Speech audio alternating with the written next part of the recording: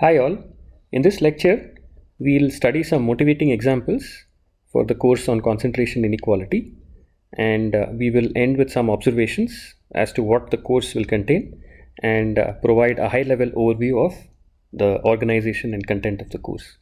So let's start with a very basic motivating question. Okay, so suppose you toss a fair coin independently 10,000 times.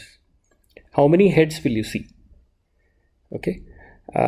So at a first cut, you may be tempted to answer that you expect to see 5,000 hits. That is correct. You indeed expect to see on an average 5,000 hits. But then there are several levels at which this question can be answered. So let's first begin by asking the question, what is the reasoning behind 5,000? Okay, so why is this? This is based on the heuristic that as you toss more and more times, the number of heads observed should essentially become closer and closer to the expected value or the average number of heads from tossing a single coin. Okay, so this is called the law of large numbers.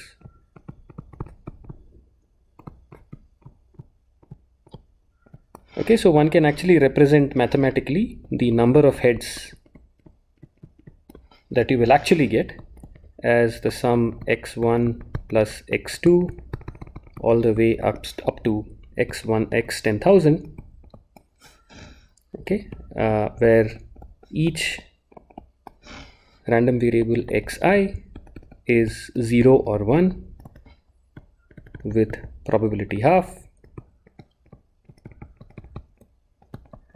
okay, and these are independent. Okay, so what is this law of large numbers? So standard probability theory tells you that there is, let's say, this weak law of large numbers, which basically states that if x1, x2 and so on up to xn are independent and identically distributed random variables, so IID will always be used to mean independent and identically distributed.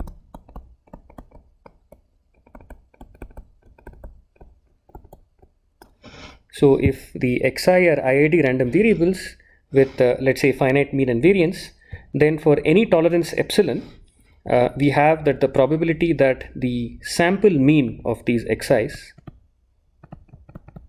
converges to the expected value of any one of them. Recall that they're all identically distributed anyway. So the probability that the sample mean deviates from the true expectation by a quantity more than epsilon tends to 0 as more and more random variables are added to the mix. Okay, so as n increases.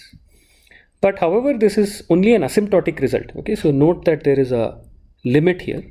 So it's not a priori easy to say at what n and how small this probability becomes. Okay, so at what n this probability starts becoming very small is not indicated by this result, and that's the reason it's called an asymptotic result. Okay, so even so, there is another kind of looseness with this law of large numbers in trying to answer this question, which is the fact that even if n is large, let's say n is large enough such that the probability above has become exactly 0. Okay, so let's say that you've made n so large as to drive this probability to approximately 0. Okay, what we have from this statement is that you can fix any epsilon. Okay, so you can fix so fix an epsilon, and this will tell you that 1 over n summation I xi minus ex1, okay, is less than equal to epsilon. Okay, so at a very first order level of approximation, you will have that this quantity is less than equal to epsilon. So in other words, this means that the total number of heads, which is the sum I xi, is basically within n times expected value of x1, which is half, okay, minus epsilon n, and the upper end of this interval is n by 2 plus epsilon n. Okay, so this means that the amount of approximation in reporting or estimating the sum xi, or the number of heads, is basically an order n amount. Okay, so the order n amount is basically this epsilon n here. Okay, So this specifies the number of heads up to an error of order n, even if you assume that it is not asymptotic. Okay, in some strange way, suppose it were non-asymptotic, you would still get an order n error here. Okay. The second type of answer that you can give to this question is by using something more refined. Okay, so you can probably, for instance, say the following. You can say that the number of heads is going to be let's say 5,000, which is the mean value, which is what we estimated in the first answer, plus or minus a certain range. In this case, this is the square root of the number of times you're tossing this coin, that is 10,000, okay, into the variance of each toss, okay, which happens to be 1 over 4, and there is this function q inverse of 0.005. So the answer here is that the number of heads is 5,000 plus or minus this number here, this deviation, with a probability, let's say, at least 0.99. Okay, so with 99% probability, the number of heads is bound to be within this range. Okay, so what is q here? If you haven't seen this before, q is just the Gaussian tail probability function, the Gaussian cumulative complementary cumulative distribution function. Okay, so q is the Gaussian CCDF and q inverse is its inverse, okay, inverse function. So q of any number is the probability that a standard normal Gaussian random variable is greater than or equal to that number, and q inverse of any number is the inverse of the q function. Okay, so this is clearly a more refined answer. So this 5,000 plus minus something is clearly a more refined answer, which is actually based on what is called the central limit theorem, which is another asymptotic result. So what is the central limit theorem here? So one version of the central limit theorem, which is a very famous result in probability, is as follows. So if x1 through xn are IID with bounded mean and variance, let's say, then if you take the quantity summation of xi, which is the number of heads in our case, and center it by its mean, which is n by 2 here, okay, and divide this deviation by a factor square root of n, then as n increases, the this quantity, this random variable, converges in distribution to a standard normal random variable, to a normal random variable with mean 0 and variance equal to the variance of x1, okay, each of these random variables. Okay, so using this, one can try to also estimate or give some estimates of deviations, but again this is an asymptotic result because you see there is a limit here. Okay, because of the limit here, this is again an asymptotic result, prompting questions like, you know, is 1000 equal to infinity? Okay, so in some sense, this is 10,000. So is 10,000 equal to infinity? Is the number of heads that we have tossed, is the number of coins that we have tossed sufficient to guarantee that the statement of the central limit theorem kicks in or not? Okay, so this is not explicitly indicated by the theorem. Okay, so so we have come this far.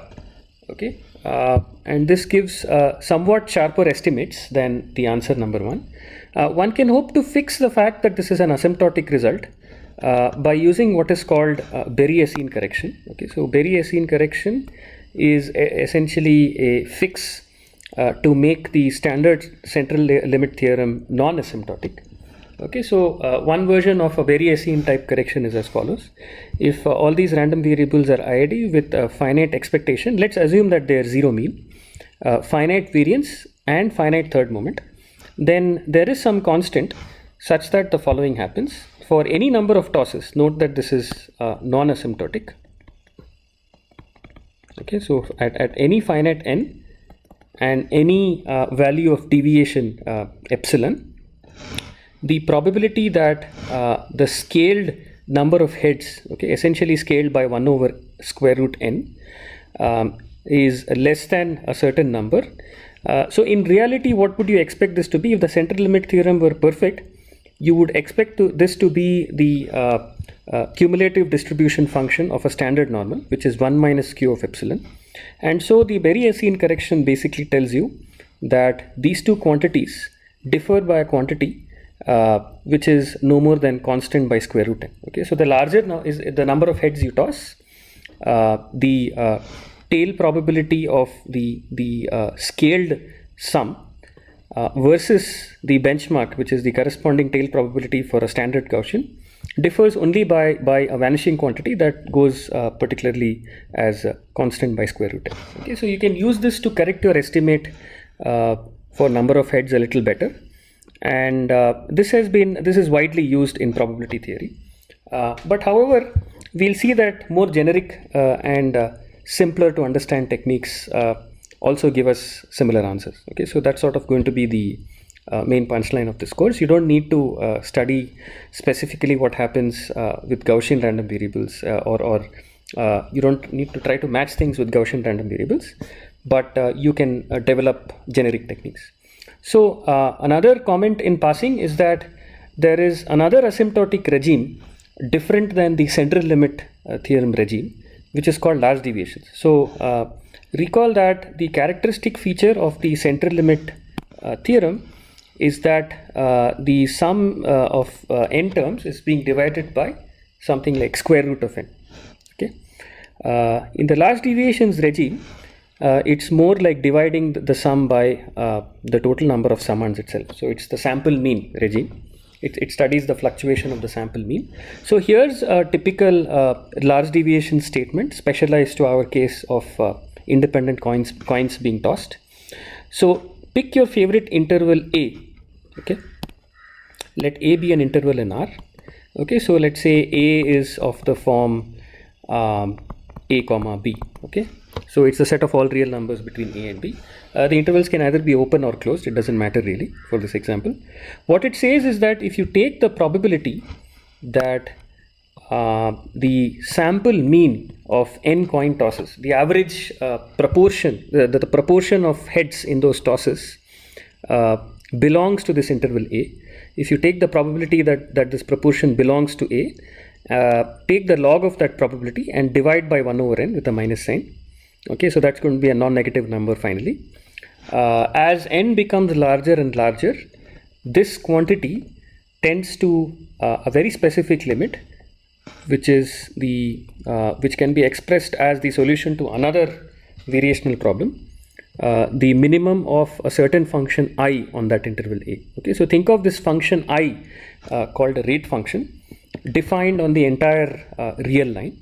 And if you are interested in the probability of this sample mean falling in any interval for a large enough value of n, all you have to do is go to that interval and solve the minimization of I over that interval, and you will basically get this exponent. Okay, so what this means, in other words, is that if you take A as the interval x to infinity, let's say, where x is larger than half. Okay, so we need x to be larger than the expected value, which is half in this case, of each random variable. Then what happens is something nice. For large enough n, the probability that summation xi larger than a number n times x approximately falls off exponentially in n, with the constant in the exponent being given by this the rate function here, okay, at x. So this is just by manipulating the general large deviations inequality above. So the general large deviations limiting result tells you that minus 1 over n log of this probability is roughly going to be the infimum of x in A of I of x. Okay, and it turns out that you can show that I of x must be a convex function, and it always is non-decreasing to the right of the expected value. So the minimum of I of x, the minimum of the function I in the interval x to infinity, where x is to the right of the actual mean, mean of x1, which is half, that answer must be I of x itself.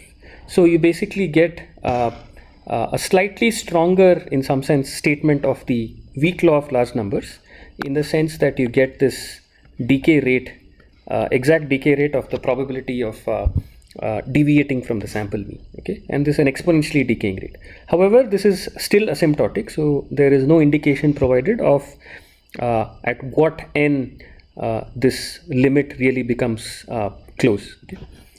Leaving this aside, let us proceed to something which is actually going to be the main motivation for undertaking the study of concentration inequalities. It is the fact that one can actually get rather concrete non-asymptotic answers using things, simple inequalities or statements like Markov's and Chebyshev's inequality. Okay, so for instance, we can answer question 1. Okay, which is the question of how many heads do you expect to see in 10,000 tosses, by just using what is called Chebyshev's inequality. Okay, so Chebyshev's inequality says that for a random variable x, let's say with finite mean, for any value of delta greater than 0, typically delta is a probability number between 0 and 1, we have that the probability of x minus its expectation deviating from this number, which is square root of variance x over delta, is no more than delta. Okay, so the smaller the delta, the larger the bound on x minus ex. Okay, so this just means, if you turn it on its head, that with probability at least 1 minus delta, the quantity x minus expected value of x is always less than square root variance x divided by delta. Okay, so this gives you a high probability guarantee on x deviating from its own mean. Okay, this is one of the most, this is arguably one of the simplest concentration inequalities.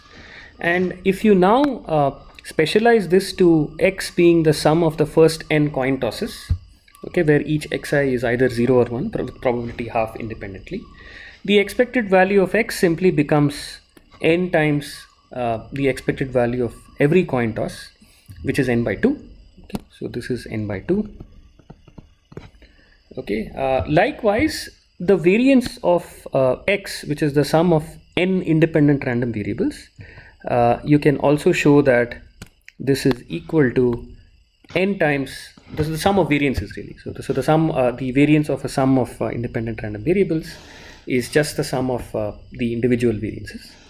And let us say you set delta equal to 0.01 and apply Chebyshev's inequality to this setting, you'll basically get that with probability at least 0.99, which is 1 minus delta, the number of heads is this quantity, which is 5,000 plus minus 2,500 by 0.01 inside the square root.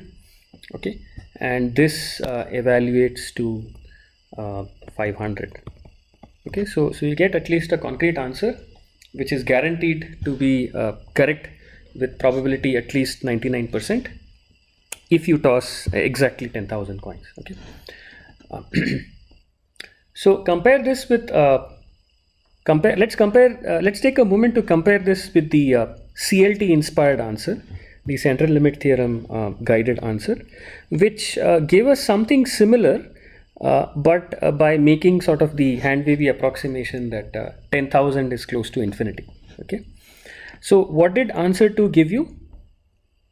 Maybe it's time to go back and look at answer 2. So answer 2 basically gave you 5,000 plus minus square root of 2,500. Okay, which is 50 times a q inverse of 0.005. Okay, so what is q inverse 0.005?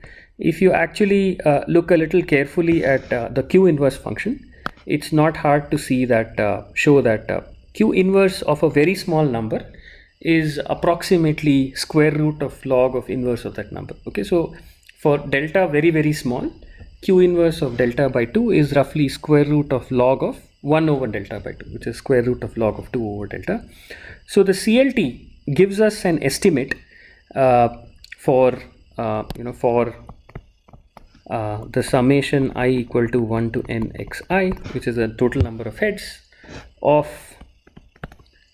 n times expected value x1, which is the expected value of the sum, plus minus square root of n times variance of x1. That's exactly the central limit theorem correction. Okay, you have to divide by sigma into square root n, where sigma is the standard deviation of each random variable.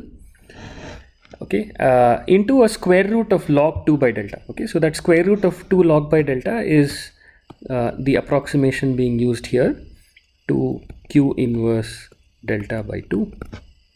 Okay, with probability at least 1 minus delta.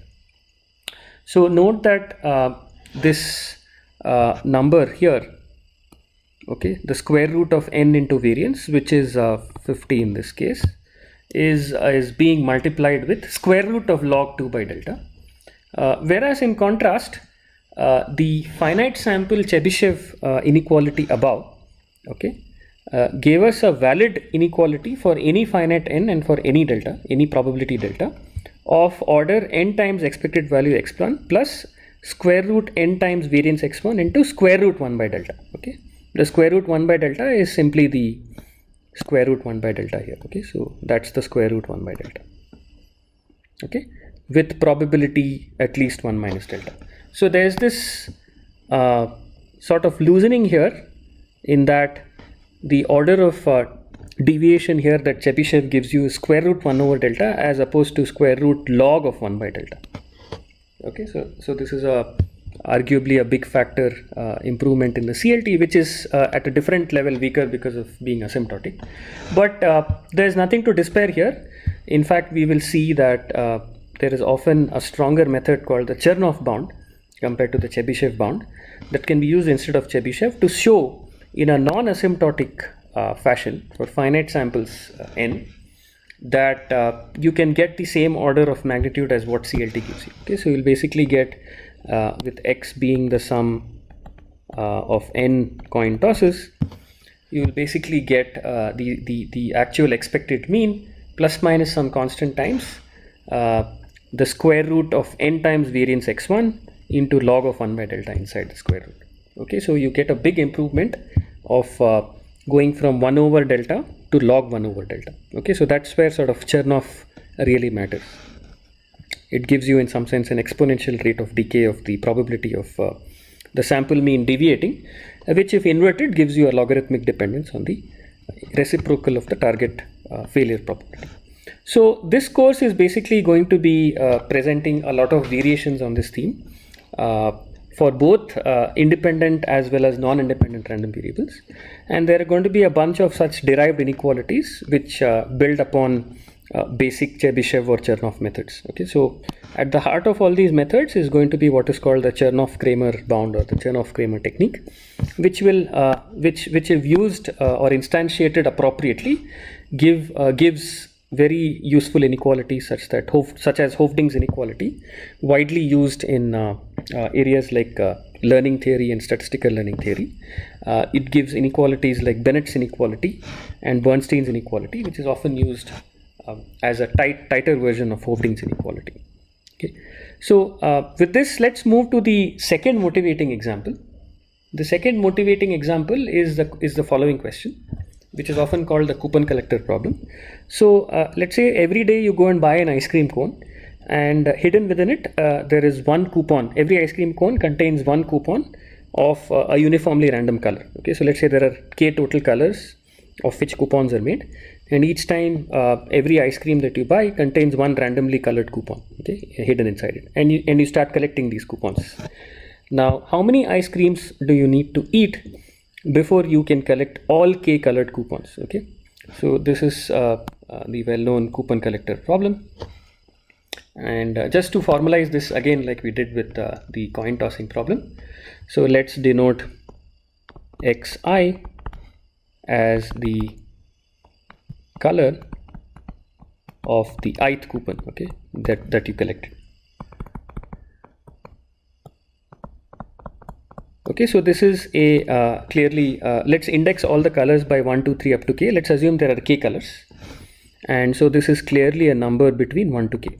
Okay, so this bracket k notation basically denotes the set of integers 1 2 3 up to k.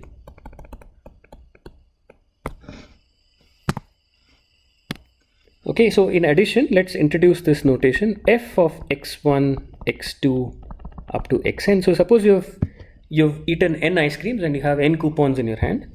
F will look at all these x1 x2 up to xn, the colors of all these coupons, and it will return the number of distinctly colored coupons among this set. Okay, so let f be the number of distinctly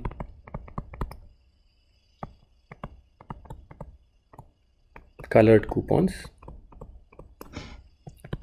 among the coupon colors x1 through xn. Okay. So we want, so what is the coupon collector problem? It basically asks you to find with high probability. So we want an integer n such that if you've collected n coupons, then the probability that the number of distinct colored coupons that you've collected equals the full set of colors k, okay, with high probability. So this probability should be large, or in other words, the probability that f of x1 through xn strictly less than k, you've not made all colors, is quite small. Okay, so at what value of n relative to k, okay, do such probabilities start appearing very large or very small respectively? Okay, so that's the coupon collector problem. I'm not going to get into the basics or the details of this problem. It turns out that you can easily get the expected value of the number of the first time n at which you collect all k coupons. Okay, that happens to be in fact k log k. Let's get into the details of this later in the course if possible. Okay, so this is just a motivating example to illustrate that you would like to control probabilities of this form, okay, where x1 up to xn are in this case independent random variables. They are independent colors of coupons that you buy each day. But the f function is something that looks very different than, let's say, the sum or the sample mean of x1 through xn. Okay, so it counts something very discrete. It counts the number of distinct colors. So you want to control the fluctuation of functions like f rather than functions that look like simple sums or averages. Okay, so this is the point to bear in mind from this motivating question.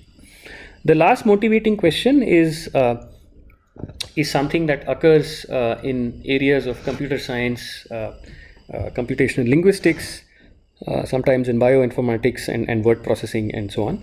It's the problem of the longest common subsequence. So this just says that if you picked if you made two IIT sequences, x1 through xn and y1 through yn, okay, so each of the xi's is independent, each of the yi's is independent from the other random variables here. What's the length of the longest common subsequence between these two? Okay, so what is the longest common subsequence defined as? I'll just describe that using an example. Suppose x1, so suppose x1n is the sequence of let's say 6 0 or 1 letters, so 0 1 0 1 1 0, and let's say x2 sorry y1n is another binary string 1 0 0 0 1 0. Okay, the longest common subsequence, the length of a longest common subsequence, sorry, I should have said a longest common subsequence. It need not be unique always. So for instance, one common subsequence which occurs in both is 1 0 1 0. Similarly, you can see the same pattern here, 1 0 1 0. Okay, so there can be any arbitrary number of symbols in between this common subsequence in when it occurs in both of these strings, but as long as you find the same order of the subsequence in both, you call it a longest common subsequence.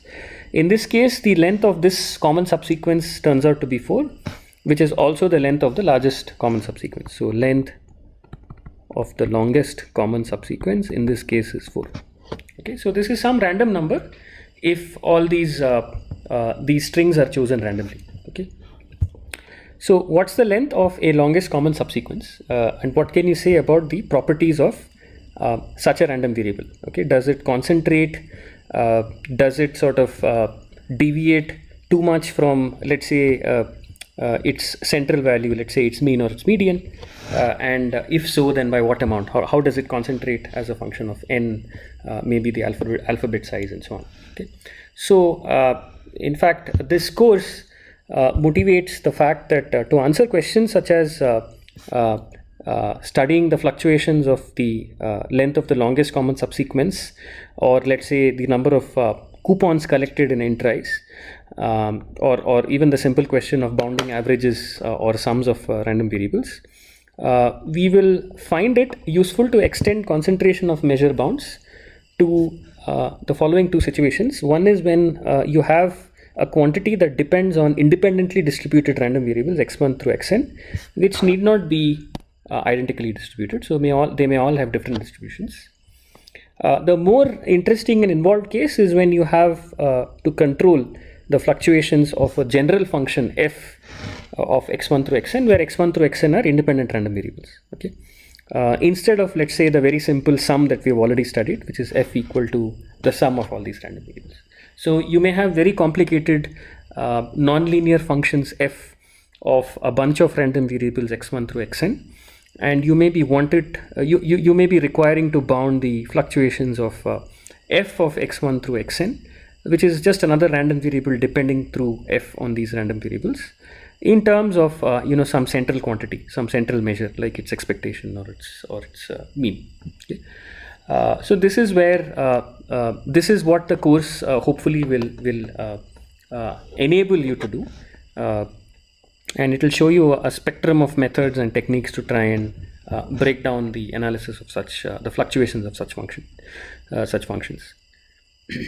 So in this regard, it's very important to keep in mind a very general principle that one of the great mathematicians of our era, Michel Talagrand, introduced. So the insight that he obtained is that a random variable that depends smoothly on a large number of independent random variables satisfies Chernoff type concentration bounds. Okay, so by smoothly is used here as a vague term, but it can be made precise. But the point is that smoothly here is used in the sense that it's stable with respect to small perturbations of its constituent random variables. Okay, so it doesn't change with small changes in its constituent random variables. Okay, so this is the general principle that we will actually seek to elucidate and bring out for the entire duration of this course, and you will see this phenomenon happen repeatedly, irrespective of whatever techniques we use to analyze the behavior of a function of random variables, that stability brings with it some kind of stability of the function overall, brings with it a stability of the of its fluctuations. So just as a broad outline, I'd like to present what kinds of just a roadmap of what kinds of techniques one could expect to see in this course as it moves through the semester. So at the simplest level, we will have simple Chernoff type concentration inequalities that we will start out with. Okay, so Chernoff type bounds that we will build in some detail. Okay, so this is one aspect of the concentration inequalities course. Moving on from here, we will study broadly a technique called tensorization. Okay.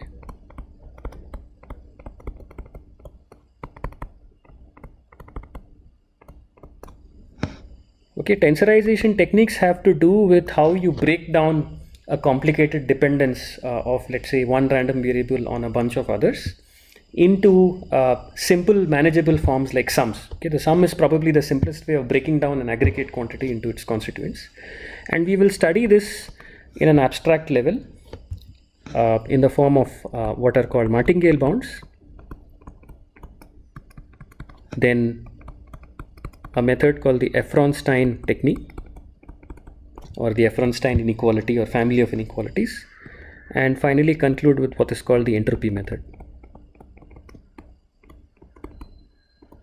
Okay, so this is going to be for a large part the second portion of the course. Moving on, we will also try to study the relation of what are called isoperimetric inequalities,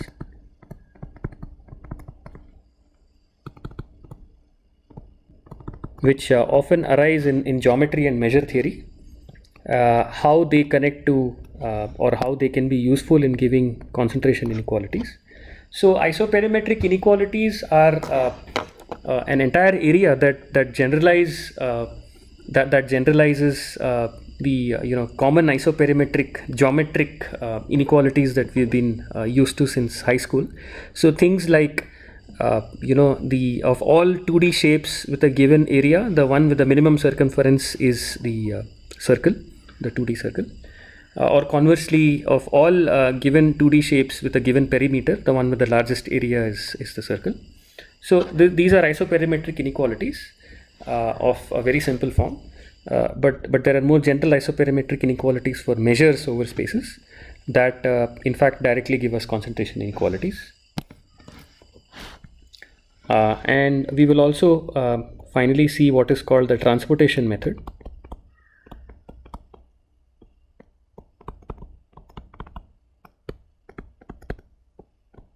Okay, that relies on what are called transportation inequalities, which when used cleverly give you concentration inequalities to control fluctuations of random variables. Okay. Along with this, so this is in some sense going to be the core material of this course. We will also hope to add, time permitting, things like Talagrand's convex distance inequality,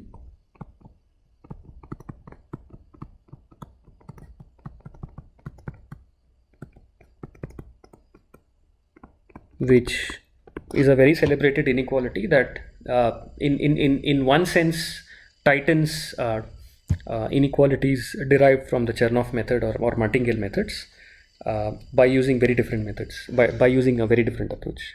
Okay. Just a word about applications.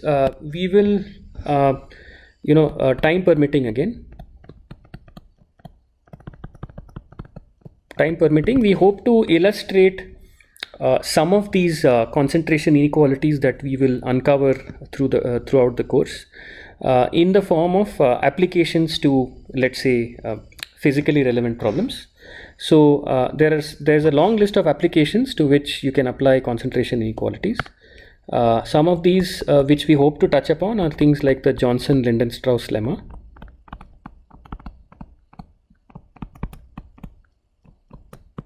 okay, so this phenomenon is at the heart of many dimensionality reduction techniques in statistics and machine learning and big data. Something called hypercontractivity.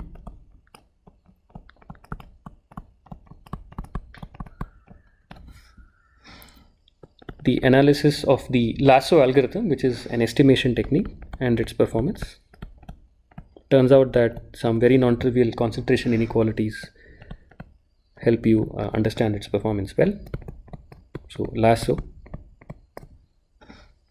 Then there is the application to deriving what is called a blowing up lemma,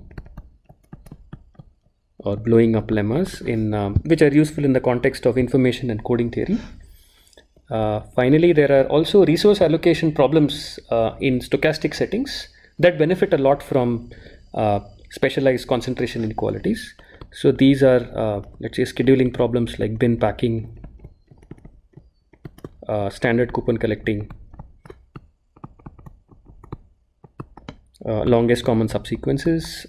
Another name for coupon collecting is what is called the birthday paradox, and so on and so forth. Okay, so time permitting, we'll try to touch upon some or probably all of these applications. The last part of this lecture is something probably more fun and hands-on. I'd like to show you some actual computer simulations of random quantities like what we've seen before, like sums, averages, the time to collect coupons, k coupons, even the longest common subsequence, and show numerically that these quantities actually concentrate. Okay, so these quantities actually concentrate very tightly in practice, and to some extent this course is trying to offer you the theoretical framework to try to make sense of these phenomena that are often observed in practical life. I'm now going to show you some examples, numerical examples of random variables that actually concentrate despite being complicated functions of other independent and simpler random variables. So let's start in MATLAB by trying to show how the sample mean of a bunch of IID random variables concentrates. So I've written this function here, which basically just takes every time it's called, it just samples n independent Bernoulli half random variables, let's say representing the independent coin tosses that we saw in our first example today, and just returns their mean. Okay, so this mean, their sample mean, is also an independent random variable. So each time this function is called, it basically returns 1 over n summation of xi, where the xi are drawn IID Bernoulli half. Okay, so what I've written at the top level is a wrapper function called plot sample distribution that basically just takes 1,000 samples, independent samples of let's say this sample mean sampler, okay, and then just plots a histogram of the samples returned. Okay, so it will plot essentially the empirical distribution or variation of all these 1,000 sample means, okay, that are independently chosen in each experiment. So let's go ahead, make a new figure, and plot the sample distribution for the sample mean of IID random variables, where n is set to be, let us say, 10. Okay, so 10 random variables are going to be sampled, and their means are going to be plotted for 1,000 separate experiments. Okay, so this is what happens. Okay, so you see this histogram. That's basically between the values are on the x-axis between 0 and 1, and as expected, the peak is around 0.5. Okay, so a large number of these sample means fall near in the neighborhood of 0.5. Let's now increase the number of coin tosses from n equal to 10 to, let's say, n equal to 100, and then see what happens. So I'm just going to increment the number of samples taken to compute each sample mean from 10 to 100. Okay, and so this is what happens. You can see that it's again distributed close to 0.5, but then much better concentrated. So if you see these plots side by side, the first one and the second one, you'll see what I mean here. Okay, so going from 10 coin tosses to 100 coin tosses has already made the sample mean concentrate somewhat. Let's do one last experiment where we take 1,000 coin tosses and plot sample means for these 1,000 coin tosses in 1,000 distinct independent experiments. Okay, so this is what happens. You can see that there is a very sharp concentration, and if I just get all these figures together, you can see that this concentration of measure phenomenon is actually happening. So there's most of the probability very, very close to 0.5. Okay, if you toss more and more number of coins. So let's move on to a slightly more complicated example, which is also what we saw in the lecture. And this is basically going to be the time taken to collect. This is a random variable representing the time taken to collect n different coupons. Okay, so each time this subfunction, which is coupon collector time, is called, what it does is it simulates a random experiment where there are n different coupons. Okay, you can think of these as n different colors of coupons. In each time, it basically collects a uniformly random coupon labeled anywhere from 1 through n, and it basically measures the first time at which you collect all n coupons. Okay, so this is the time at which you're happy to have collected all the colors. And for technical reasons, we are going to scale this first time at which you collect all n coupons by the number n log n. Okay, n log n in some sense is used because we know that the expected time to collect all the expected first time at which you collect all the n coupons is of order n log n actually. Okay, so it's reasonable to scale by this factor. Okay, so let's go ahead and see what happens when. So I'm going to change. I'm going to change to plotting the coupon collector time when, let's say, the first time at which you collect coupons of colors between 1 to 10. Okay, and so this is what happens. You basically collect coupons at times roughly spread out from 0 to 2 times n log n, where n is 10. Okay, so roughly 2 to 20. And this is the probability distribution of how likely it is that you collect the coupon at a given time on the x-axis. So let's bump it up to collecting coupons of 100 different types. Okay, and so this is what happens. You can see that it started to concentrate a little bit. If you see this in context, this is evident. Okay, let's maybe see what happens when you try to collect. You look for the first time, the random time at which you collect 1,000 different coupons. Okay, and so you can see that this is already concentrated.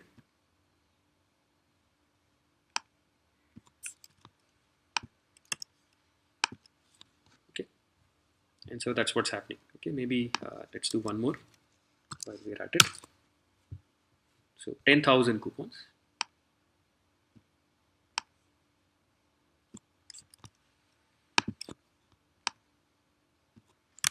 Just to show you the sequential progression.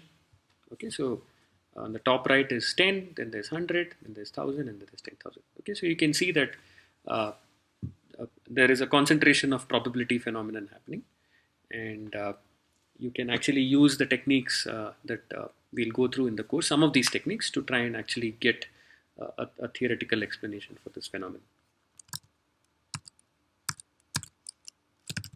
Okay, so let's move on to our third numerical example, which is also something we saw in the lecture, which is the problem of the length of the longest common subsequence.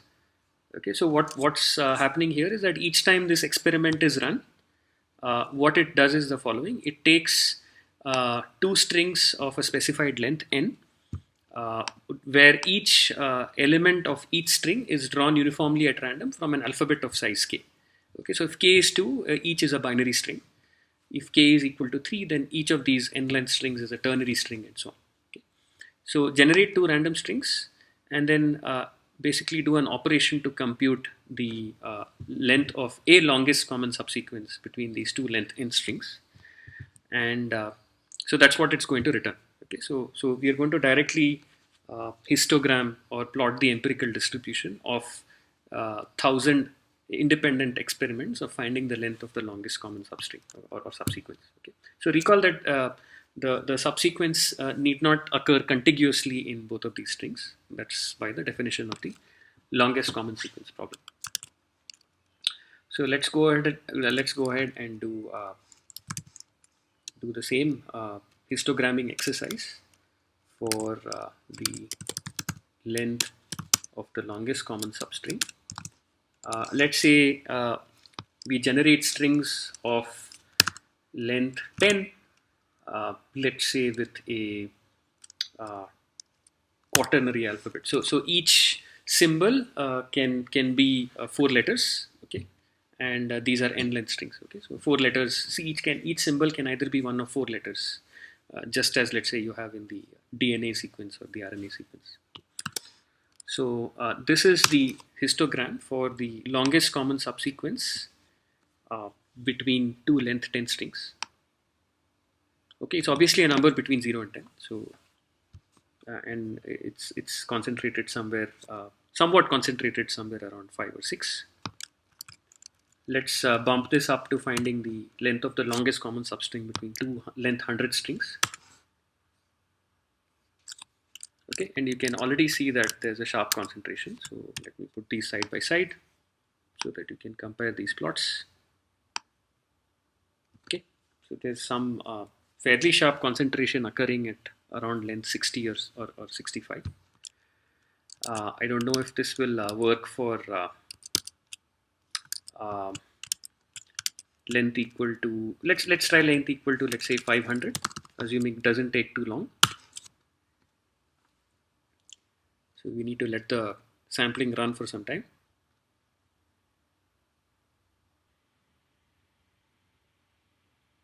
Okay, there it is, much more concentrated.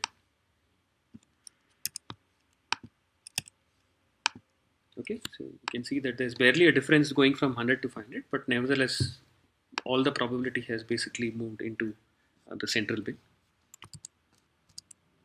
Okay, if you have a more powerful computer, maybe you could try more fancier experiments. Let's see. I had one more here to present, which is again a very interesting uh, random quantity that occurs in all aspects of engineering and random structures, which is the largest eigenvalue of random matrix.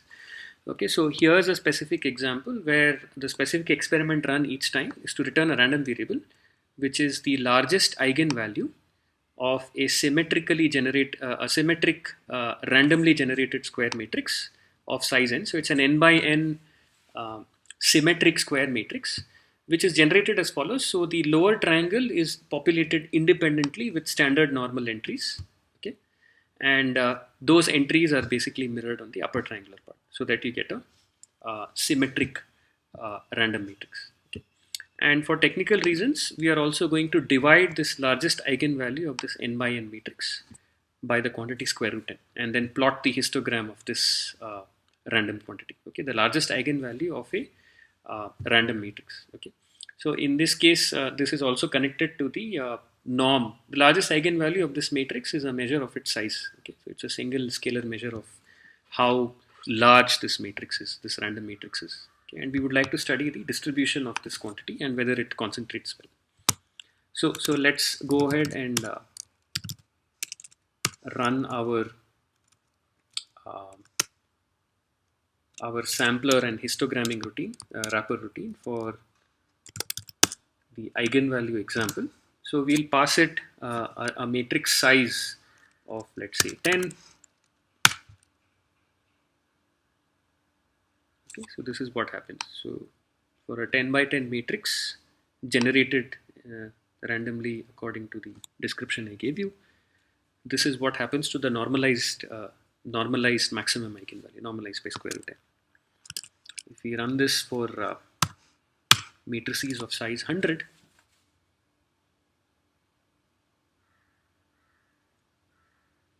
we need to give it some time to compute and sample.